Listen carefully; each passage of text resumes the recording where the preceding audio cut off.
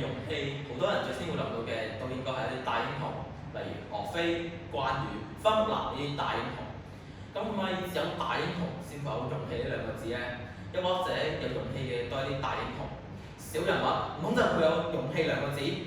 但係我覺得唔係咯，我覺得恨下定決心做一樣嘢，背後真定會有勇氣支撐住我哋，勇氣係你前進嘅動力，就好似冬天起身咁樣，天寒地凍，真係唔想起身㗎。呢個時候就要自己同自己講，攞啲勇氣出嚟，因為唔起身，返學就會遲到㗎啦。為咗唔遲到，為咗返學，就有勇氣面對寒冬。又例如一張合唔合格嘅測驗卷，要落喺家長面前請佢簽名嘅時候，都需要勇氣㗎。因為你大有可能會被家長鬧，甚至被請寫尾藤條問豬肉。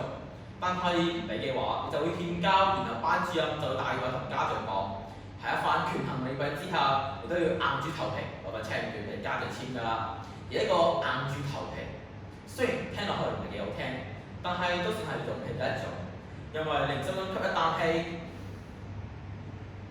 實在行唔出俾家長睇測驗卷呢一步㗎。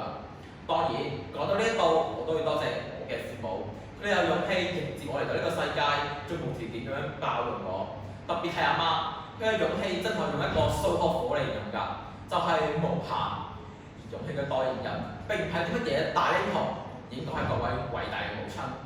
點解？因為當一個女性決定你做一個母親嘅時候，佢首先要面對嘅就係身材走樣，少則1年，多則成世都還原唔到原本嘅身材，甚至越趨嚴重。然後就係10個月嘅腸胃、脊骨嘅磨損，孕吐啦，我都乜都食唔到，孭住個大肚幾個月，又唔可以躺平咁樣瞓。好啦，生得啦，終於可以卸貨啦。點知呢個先係痛苦嘅高潮。專家話10級痛楚入面，分娩係有9.7級㗎。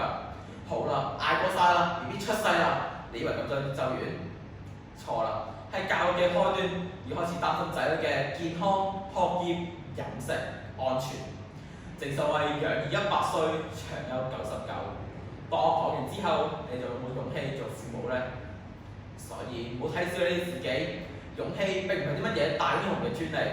其實每個人嘅身上都有無窮無盡嘅勇氣，等到我哋發揮同埋善用。最後亦都多謝我哋嘅父母，有勇氣帶我嚟到呢個世界。多謝。